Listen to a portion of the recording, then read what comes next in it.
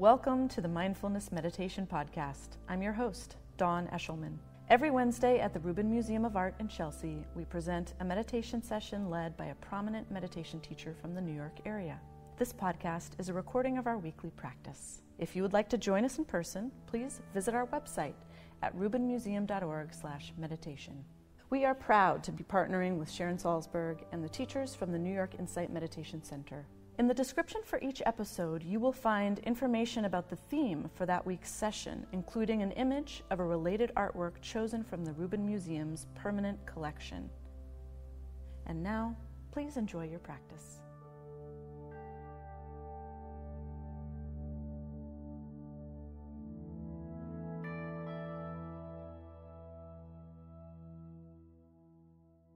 Tracy is the editorial director of Parabola, which is a quarterly magazine that for 40 years has explored the wisdom traditions of the world. And it's for sale up in the shop if you'd like to take a look at it. Please welcome her back, Tracy Cochran.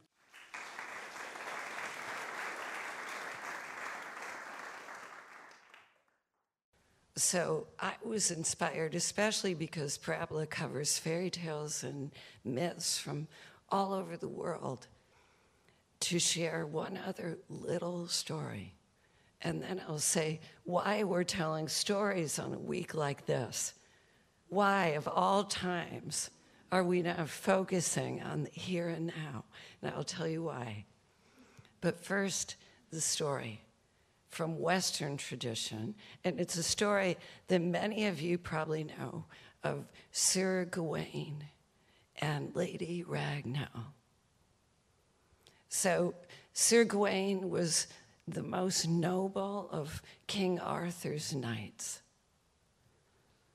And so King Arthur one day went hunting in an enchanted forest, and he shot a deer. And he was dressed like a simple hunter. He wasn't wearing his armor or any kind of sign of his majesty, just a simple outfit. But a mysterious knight instantly appeared and said, "Arthur, you've wandered into a forbidden forest, and you've killed one of my deer, and I will kill you."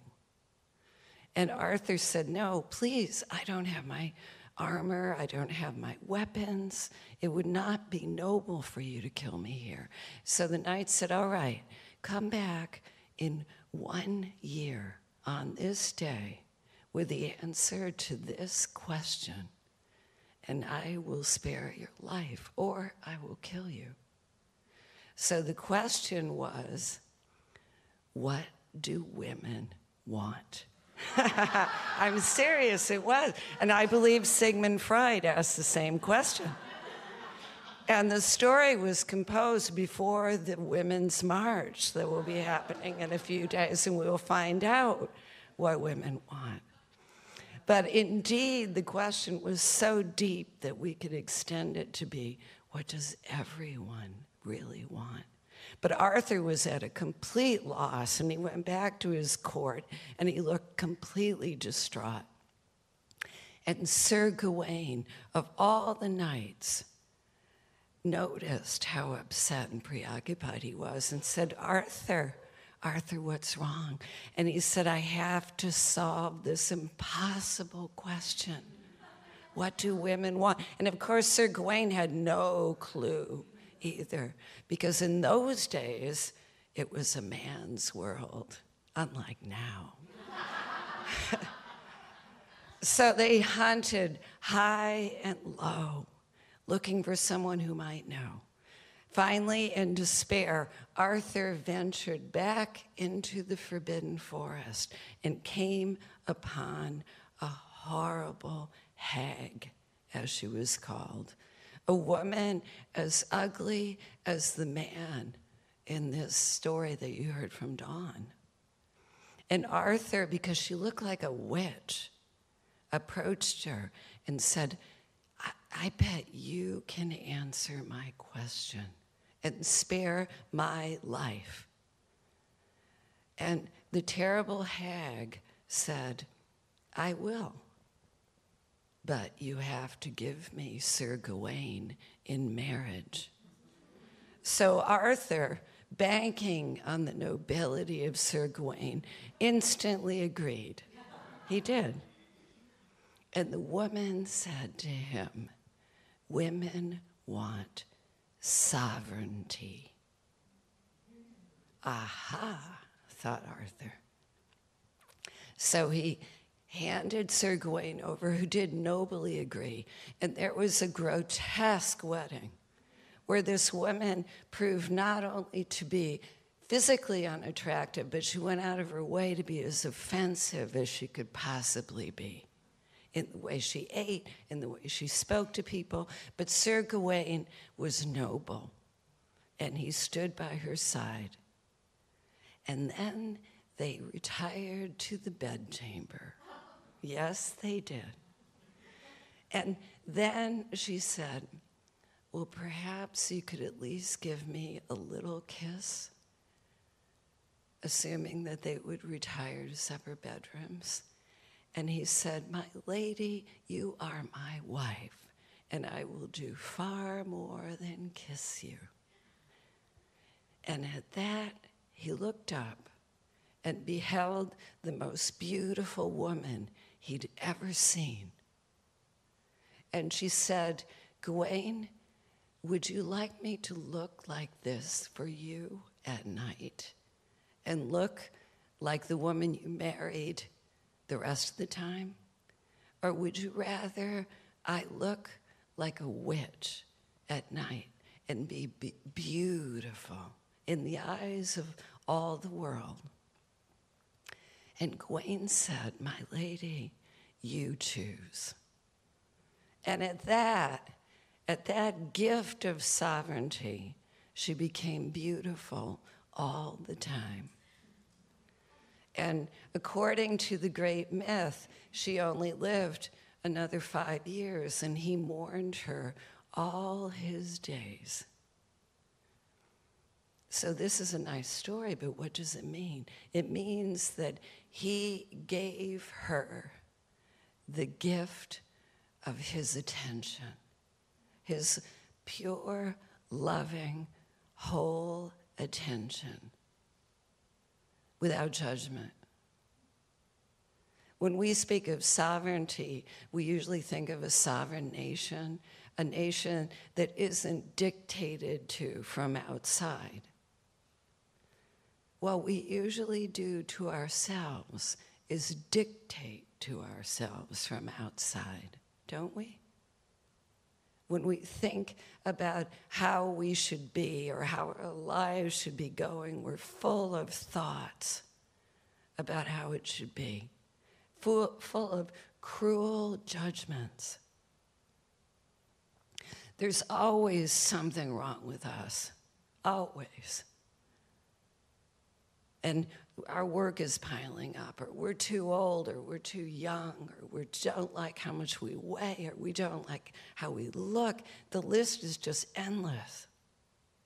And when we come in here together to sit down, the first thing we feel when we get to shut our eyes is this feeling of sovereignty, which is the feeling of dropping into the experience of who you are, not what you think you are.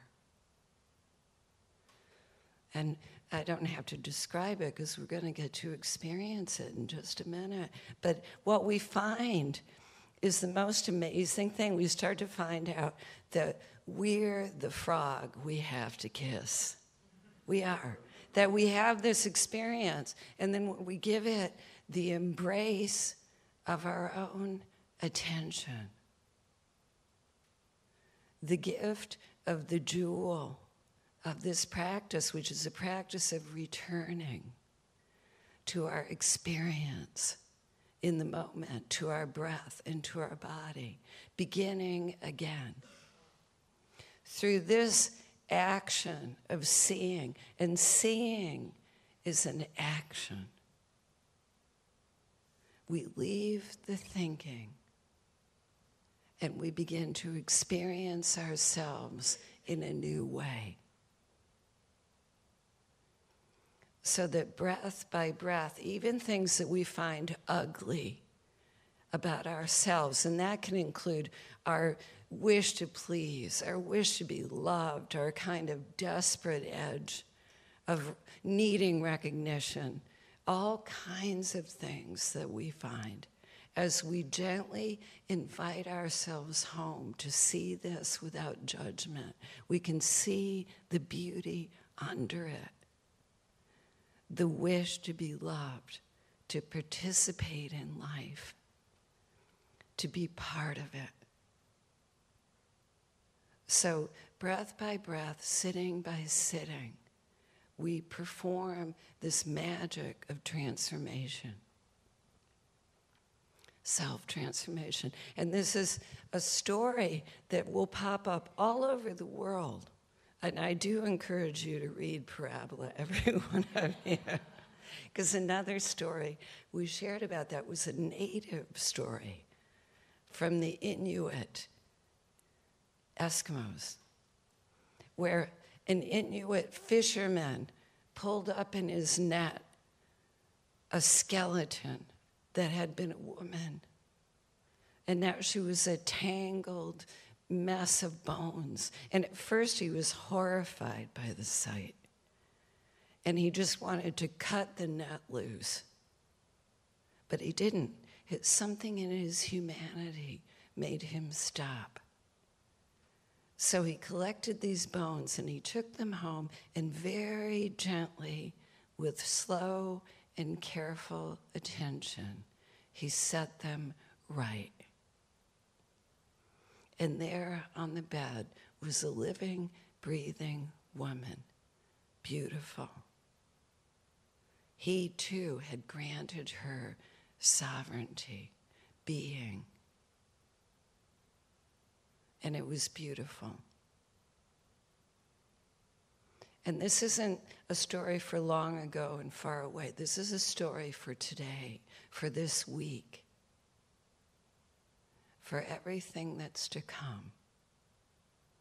We give ourselves the gift of our own attention to turn and look and see again, to begin again, to see who we are and all we have. So now we'll sit. So take a comfortable seat. It's the most important instruction in this practice. You take a very comfortable seat, giving yourself, your body, the gift of your kind attention. So we shut our eyes. If you can't shut your eyes, have them on the floor, but it's best to close them if you can. And we have the back straight as we can. Noticing how it feels to grant yourself space.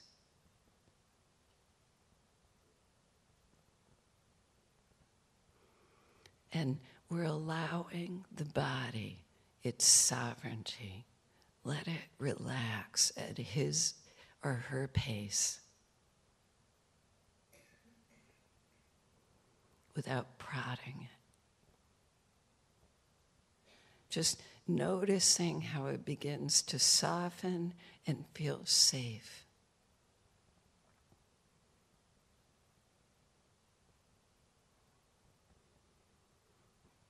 And as that begins to happen, we bring the attention to rest on the breathing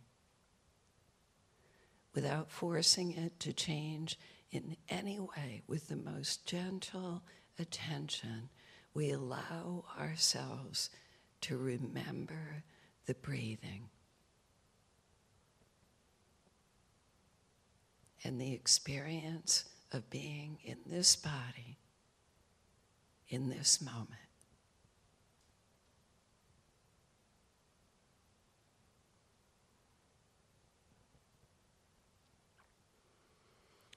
And at the same time that you begin to do this, you notice thinking, sensation. It might be cold in the room for you. It might be hot. You notice all kinds of things, and you practice allowing them. Let it be. And when you notice you're taken, carried away by thinking, you gently bring the attention home again to the body and the experience of being here without any judgment or comment.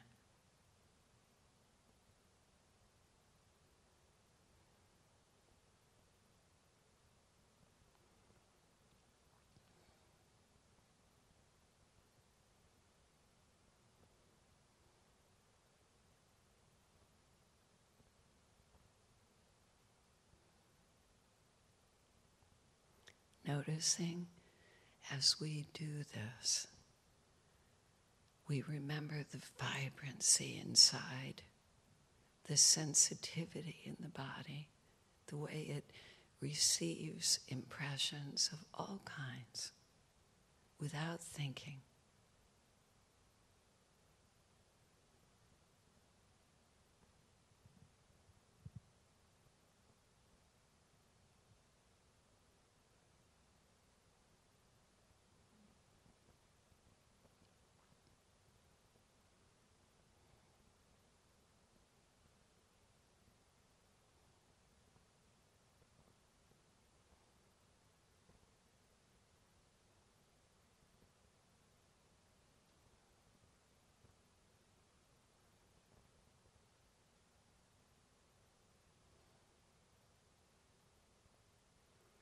Noticing that we can begin again at any moment with the next breath.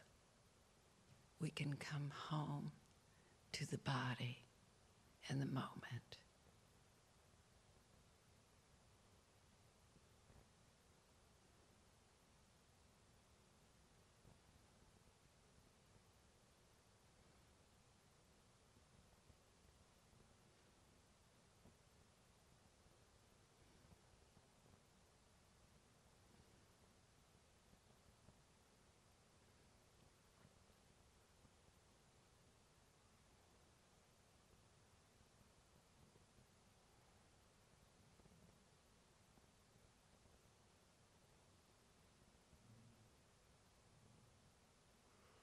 And as we begin to relax, we notice a light of awareness that's not thinking.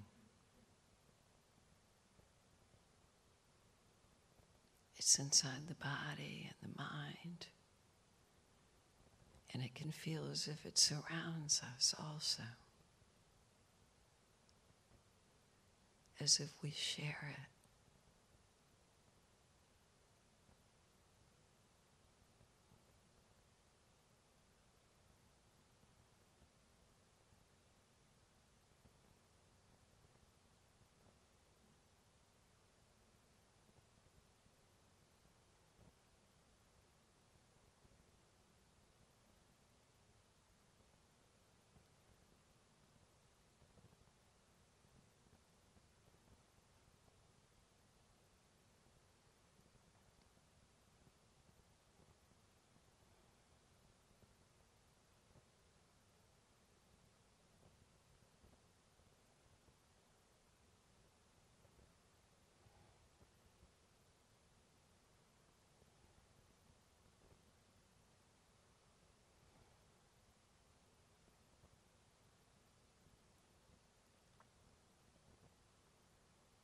When we get taken, we gently notice this without any judgment.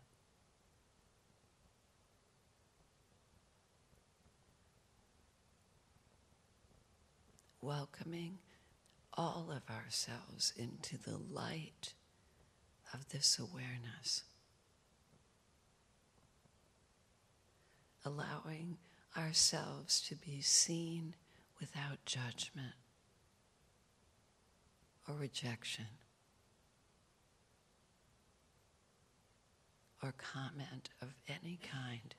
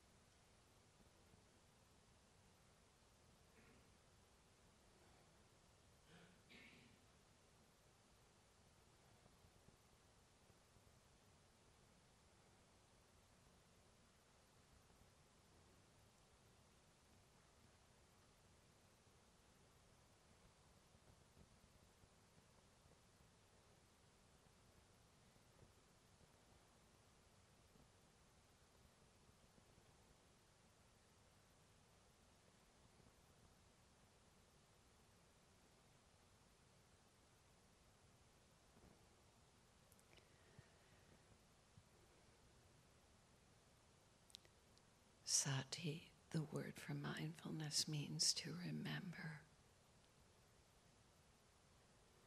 We remember we're open to life.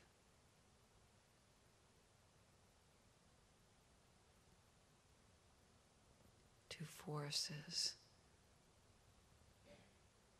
air, awareness. We are not alone the way we think.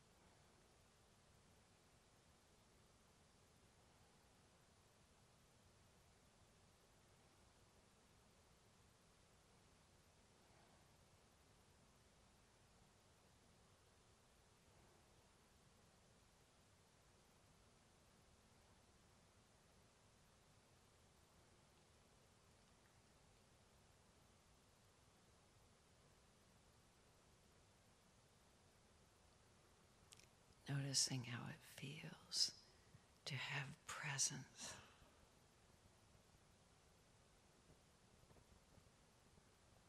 To feel vibrant and aware.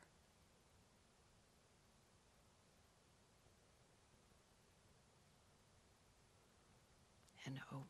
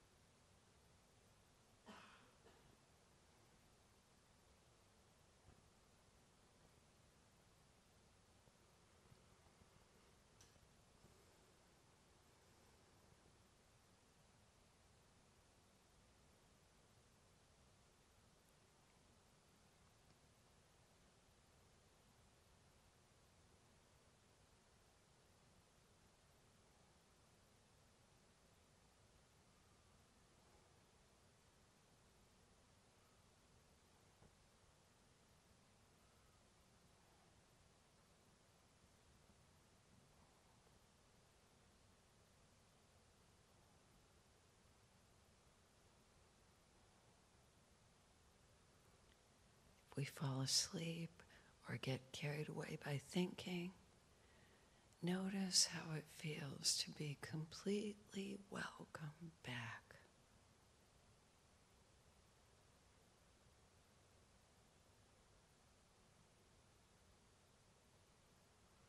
Just as you are.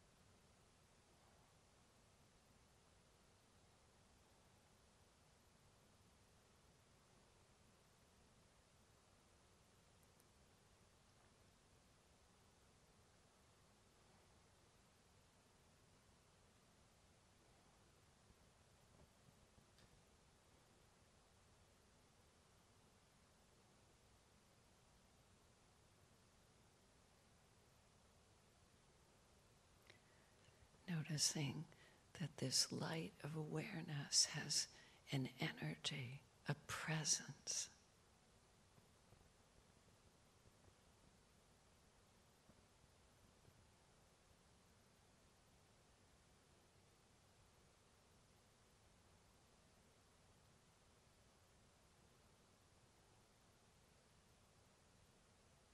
A kindness.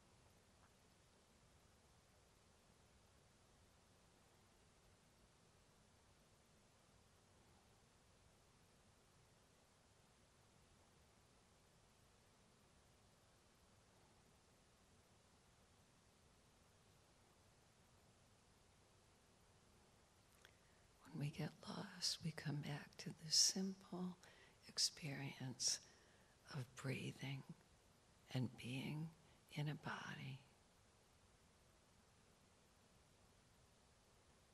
allowing ourselves to be safe, exactly as we are.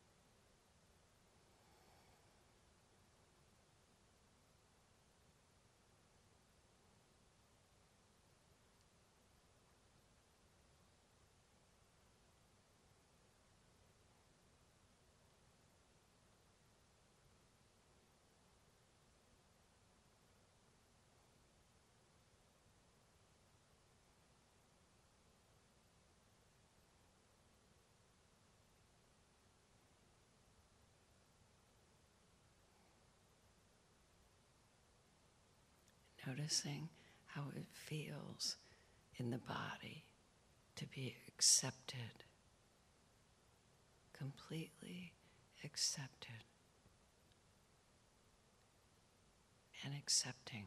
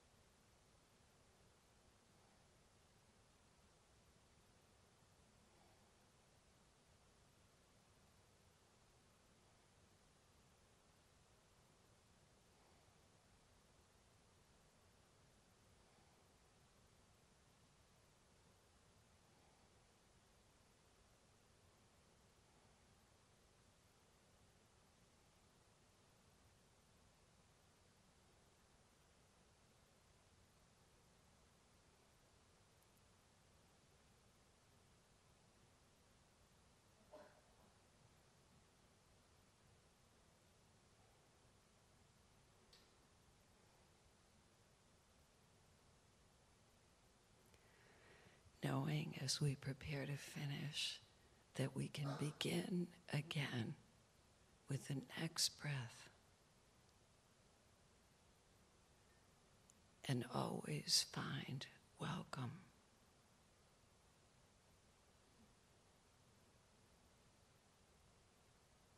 acceptance.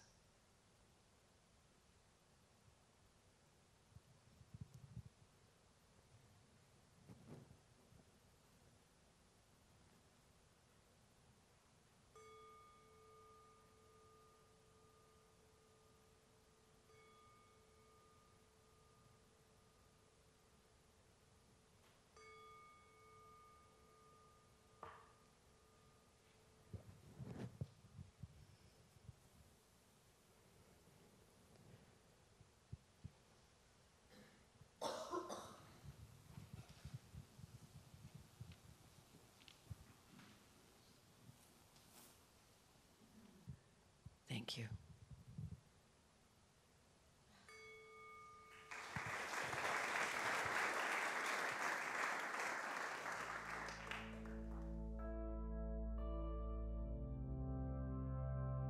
That concludes this week's practice.